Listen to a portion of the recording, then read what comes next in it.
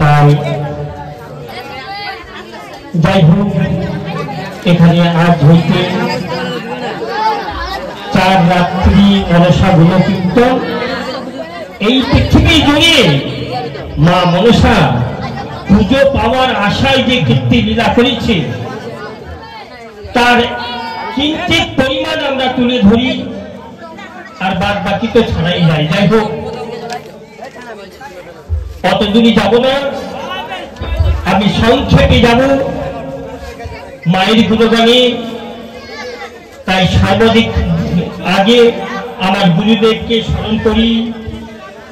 সর্বদেব দেবীর চরণে আমার শতকোটি প্রণাম নিয়ে আমার মস্তকে চামর রেখে অনাদি আদি গোবিন্দ মা মনসা আমাকে যেইটুকু বলাবেন ওইটুকুই বলতে পারবো। তবে একটি কথা,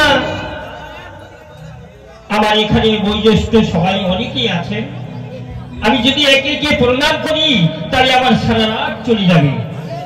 তাই বলি এই বসুমতীকে প্রণাম করছি আমি, আপনারা জয়ধ্বনি অনুধ্বনি দিয়ে আমাকে একটু সাহায্য করুন। জয় জয় রাধা গোবিন্দের জয়। হ্যালো, একটা কথা, যিনি গান করায় শুধু ওরাই দেয়, শুধু উলুধ্বনি জয়ধ্বনি দেয় তা কিন্তু দেয় না। উলুধ্বনি জয়ধ্বনি সবাই দিবে। আর কেন দিবে?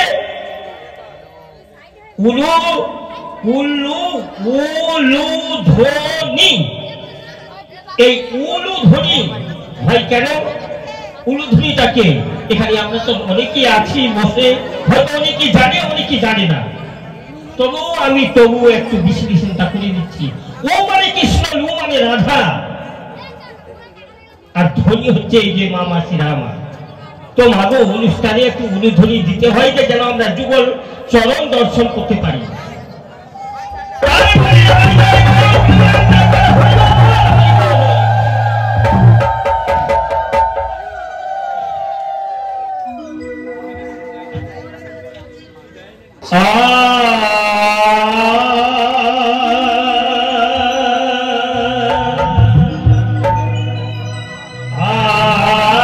প্রণব প্রণব দেবী আস্তিক জননে,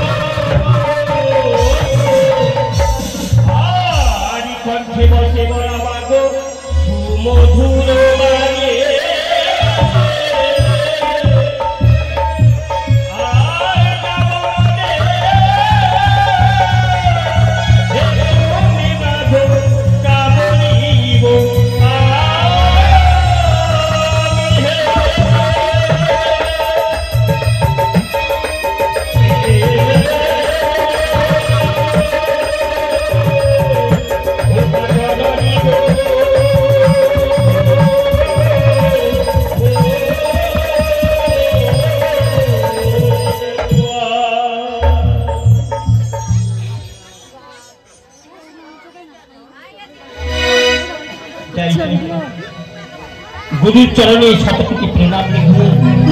রাত হয়েছে, আমি অত দূরে যাবো না, সংক্ষেপে যাবো।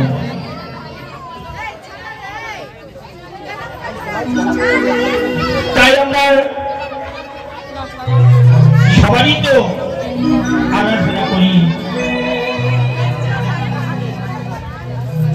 সংক্ষেপে আমি চলে যাবো। এবার কোথায়, যেখানে আমার অনাদির আদি আছেন,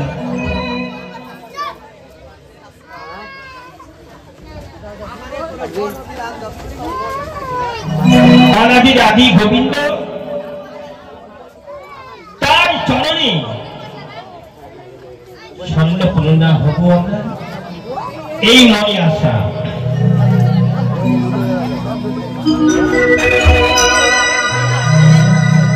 ও প্রাণী গোবিন্দ,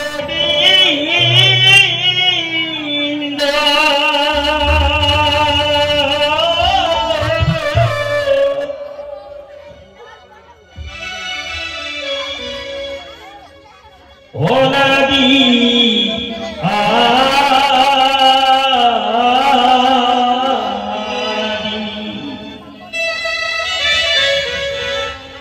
প্রাণী গোবিন্দ, অনাদি প্রাণী গোবিন্দ,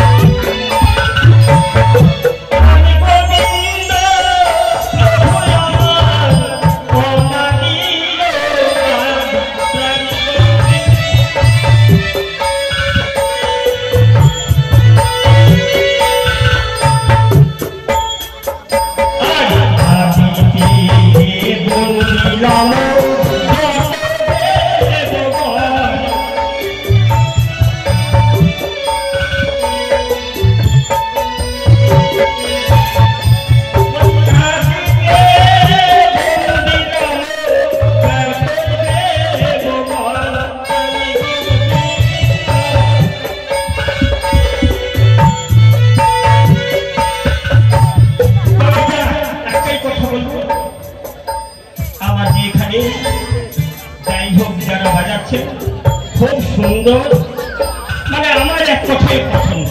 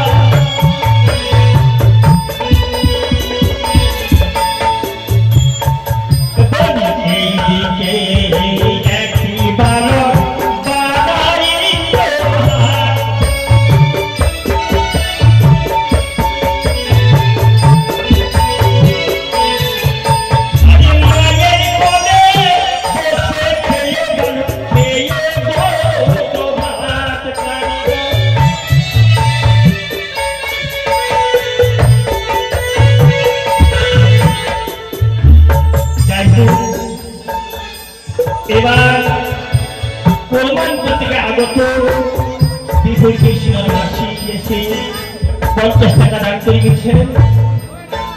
আমার কাছে তো দাঁড়ার মতো কোনো কিছু নয়, একটাই যাবো। যাই হোক, তুমি পাতাপতি নিয়ে খুব সুখে থাকো, এইটুকুই বলবো। আমি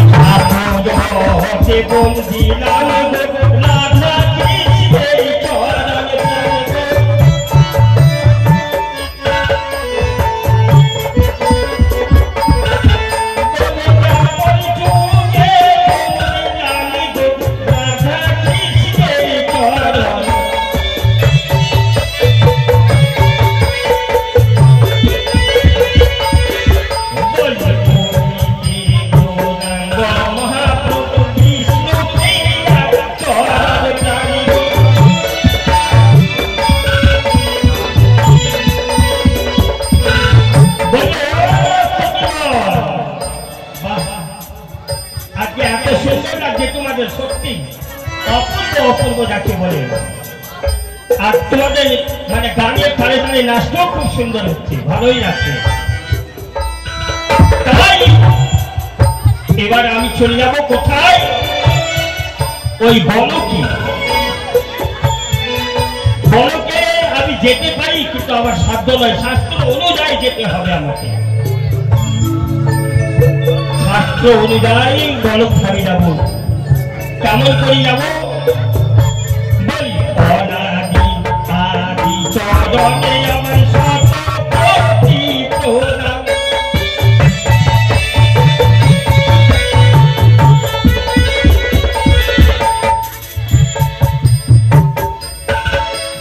যাই হোক, এবার কি করেছে, আমরা চলে গেলাম। এবার আমি আমার গোবিন্দের কাহিনীর সঙ্গে সঙ্গে এবারে প্রাণীপতি মন্ত্র আমার গোলকে বসে আছে, আর ওইদিকে দেবকী নারদ, দেবশ্রী নারদ স্বর্গ মধ্য পাতাল ত্রিভুবনে আমার প্রাণী গোবিন্দের কাছে যায় আর বলে, প্রভু প্রভু আমি স্বর্গ অর্থ পাতাল ত্রিভুবন ঘুরে আসি, কিন্তু প্রভু আমার মতো ভক্ত তোমার দেখি নাই। এই ত্রিভুবনে আমার মতো ভক্ত তোমার কেউ নাই। তাই বলি নারদ, হ্যাঁ প্রভু। তাই আমার গোবিন্দ কি করলেন, দেবশ্রী নারদকে বলছি, তাহলে একদিন চলো মর্তধামে আমরা ঘুরে আসি। কেন? হ্যাঁ প্রভু চলো, তুমি দেখবে। ওরে বাপরে বাপ, আমার মতো ভক্ত তোমার কেউ নাই, এই ত্রিভুবনে আমার মতো ভক্ত তোমার কেউ নাই। কে বলছে এই কথা? নারদ মুনি বলছে। তাই গোবিন্দ আবার বলছে, ঠিক আছে নারদ, তাহলে চলো আমরা কালই যাই। বেশ, রাত্রি পোহাই গেল। রাত্রি পোহাই গিয়ে এবার কি করেছে, বলি পূর্ব সেই সবাই তারা এলো ধামে প্রাণী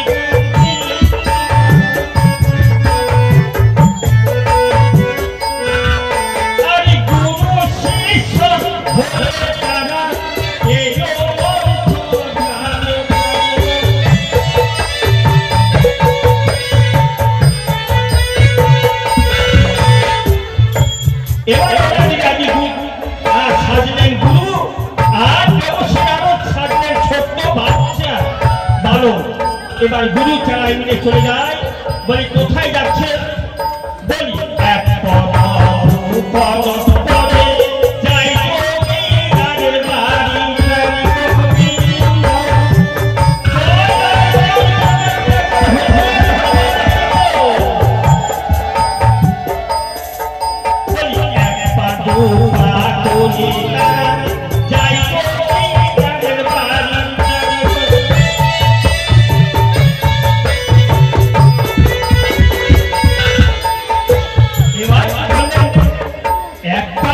করে ওরা চলে যাচ্ছে কোথায়, জমিদারের বাড়ি। পরীক্ষা করবে বলে নারদ মুনিকে দেখাচ্ছে আমার প্রাণ গোবিন্দ। এবার গিয়ে সাত সকালে গিয়ে বলে, কে আছো গো? আমরা ক্ষুধার্ত, তাই 3 দিন থেকে কিছু খাইনি, আমাদেরকে এক মুঠ খেতে দাও।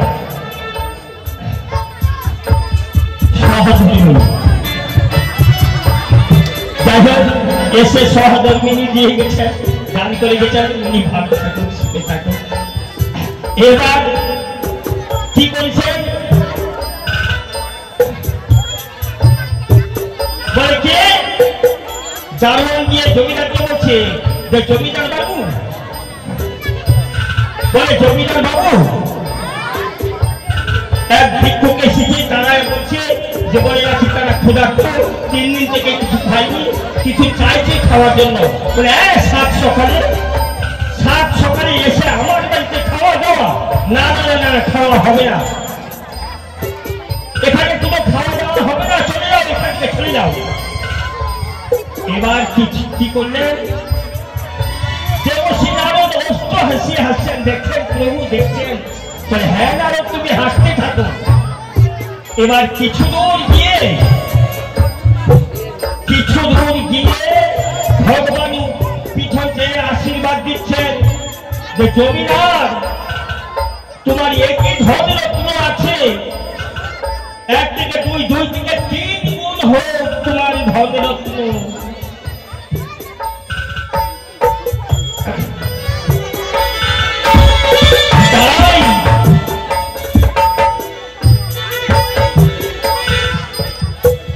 আমার দিদি, বড় দিদি, এবার পিছন থেকে আশীর্বাদ দিলেন যে জমিদার তোমার 1 রত্ন আছে, 3 গুণ রত্ন বাড়ু। দেবশ্রী নারদ বলছে কি প্রভু, 7 সকালে তার বাড়ি গিয়ে একটু খাবার চাইলাম, সে খাবার দিল না, আর তাকে আশীর্বাদ দিলেন যে 1 থেকে 3 গুণ বাড়ু। মানে হ্যাঁ নারদ ওর জন্য বাড়বে, তুমি পরিকালে দেখতে পাবে। এবার কি করেছেন বলি 1 পা 2 পা করে তারা হাতিতে লাগিল,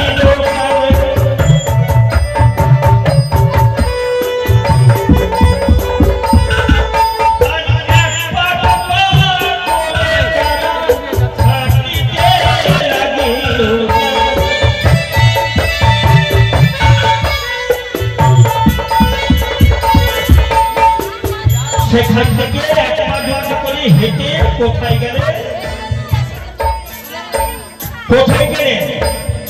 এক বৃদ্ধ ব্রাহ্মণের বাড়ি গিয়ে উপস্থিত হলেন। এবার বৃদ্ধ 80 বছর থেকে 90 বছর বয়স, বৃদ্ধর কেউ নেই, সন্তান সন্তান তো কেউ নেই, শুধু তার পথের সম্বল একমাত্র একটা গাভী, আর সেই গাভী নিয়ে বৃদ্ধ ব্রাহ্মণে চলাফেরা করে। তাই এবার বলে মাগো কে আছো, আমাদের এক মুষ্টি খাবার দিবে। বলে কে বাবা, তোমরা খিদায় জর্জরিত হয়েছো, এসো বাবা এসো। নিজের শাড়ির আঁচল ছেড়ে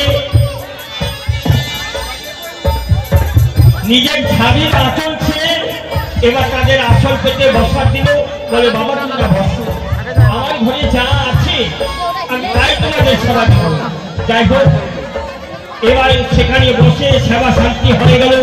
সেবা শান্তি হয়ে যাওয়ার পরে এবার কি করেছেন, যখন ওর বাড়ি থেকে চলে যায় তখন কি করলেন, বলছে যে বৃদ্ধ পরিমা তুমি আমাকে সেবা দিলে, এই 3 দিন পরে তোমার যে গাভীটা আছে সেই গাভীটাই মারা যাবে। দেবশ্রী নারদ বলছে কি প্রভু, এই কি তোমার লীলা? আলুটা নেই, বলছি আলু। বলে প্রভু এ কি তোমার লীলা? যাকে অভিশাপ করার তাকে দিয়ে এলেন জমিদারকে আশীর্বাদ, আর যে ভজন করালো আমাদের খিদা তৃষ্ণা দূর করলো তাকে দিলেন অভিশাপ। মানে হ্যাঁ নারদ, এই বুড়ি নিত্যদিন নয়ন বারিশ ধরেছে আমার জন্য, আমি আর ওকে কত কষ্ট দিব? তাই বলি ওই গাভীটাই আগে আমি নিয়ে নিব। কেন, ওই বুড়িটা যদি মারা যায় তাহলে গাভীটাকে দেখবে কি? তা না করে আগে ওর গাভীটাকেই আমি মারব। আর গাভীটা মারা যাওয়ার পরে 3 দিন পরে এই বুড়িকে আমি মারব। বলে এ কি, আহা প্রভু তোমার কি লীলা, তুমি যে এমন কেন করো, আমি তো কিছুই ভাবতে পারছি না। বলে হ্যাঁ নারদ, নারদকে পরীক্ষা দিচ্ছে এবার আমার প্রাণ গোবিন্দ, যে তোমার থেকে আমার ভক্ত এই মর্তভুবনে আছে কি নাই। তাই এবার কি করলেন, যাই হোক 3 দিন পরে ওই বুড়ির গাভীটা মারা গেল। আর নারদকে দেখিয়ে দিল যে 3 দিন পরে যে এই বৃদ্ধ ব্রাহ্মণী মারা যাবে, নারদ এ অনেক আমার জন্য চোখে জল ফেলেছে, মানুষকে দান করেছে এই হাত দিয়ে, তার জন্য চেয়ে দেখো ওই যে আমি রথ সাজাইয়ে রেখেছি, সে হংস রথে যাবে।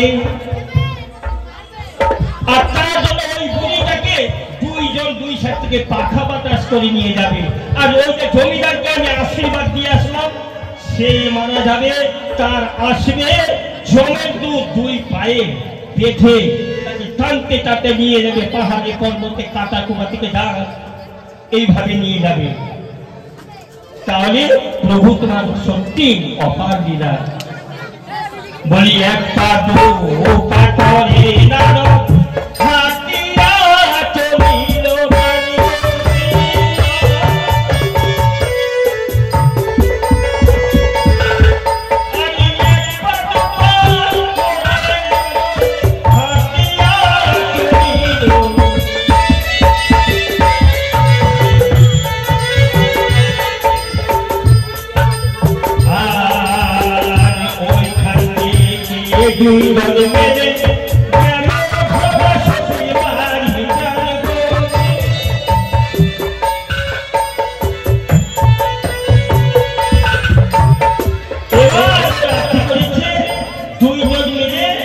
কোথায় গেল, ধরা সতীর বাড়ি চলে গেলেন। বলে মাগো কে আছো, মাগো কে আছো, আমাদের একটু খাবার দিবে না। তাই ধরা সতী এবার বলছে হ্যাঁ কেন দিব না বাবা, আমার ঘরে যাই আছে তাই অন্য সেবা দেবো, তোমরা ভাবছো। তার ঘরে গিয়ে এই হাড়ি উঠাচ্ছে ওই হাড়ি উঠাচ্ছে, কোনো হাড়িতে চাল নাই ডাল নাই কোনো কিছু নাই। যদিও তার স্বামী মা ভিক্ষা করতে গেল, আস্তে আস্তে সে অন্য বিফলে চলে গেল।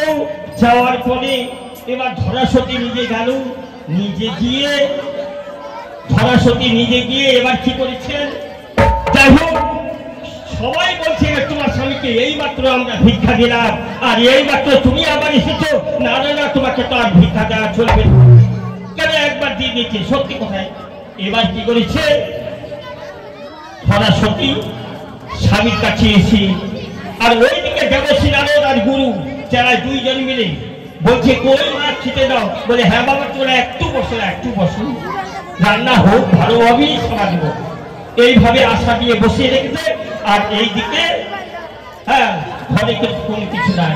স্বামীকে এসে বলছে স্বামী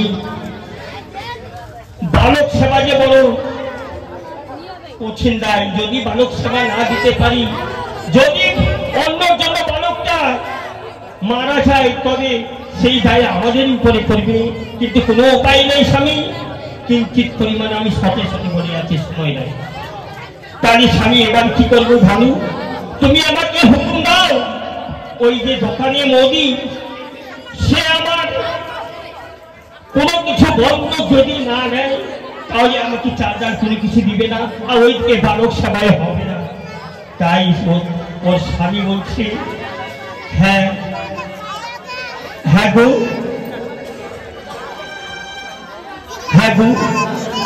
তুমি যাও, আমি তোমাকে অনুমতি দিলাম। তাই স্বামীর কাছে এবার বিদায় নিয়ে যাচ্ছে। স্বামীর কাছে কিভাবে বিদায় নিচ্ছে এটা কিন্তু ধরাসতীর গান গাইব। স্বামীকে বলছে ও স্বামী এই দেহ তো তোমার আমার নয়, তাই স্বামী তুমি আমাকে অনুমতি দাও, আমি যেন ভালোভাবে ফিরে আসি। তাই গান গাইছি বিদায় বেলা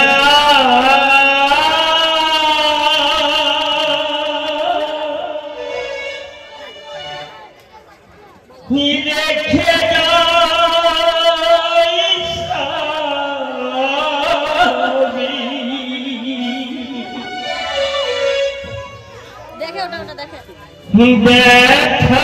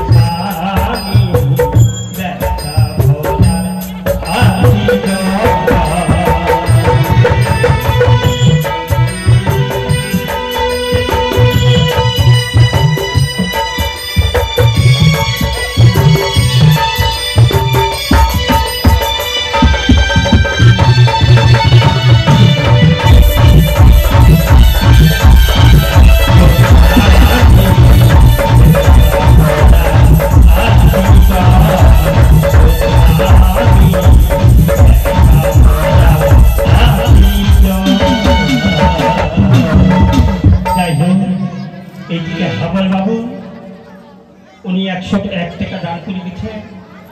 আর আমার মেঘরাজ বাবু উনিও দান করে গেছেন। মা মনসা যেন তাদের কল্যাণ করি, আর সময় নষ্ট করব না। কেন এবার সেখান থেকে মিলন হলো, ধরাসতির কাহিনীটা অনেক দূর, আর যাবো না। কেননা ওইদিকে আমাদের বৃন্দাবনে কিন্তু রাধা কৃষ্ণ কিন্তু তৈরি হয়ে আছে। তাই বলছি রাধা গোবিন্দের মাধ্যমে একবার জয় ধ্বনি উনি ধ্বনি দিয়ে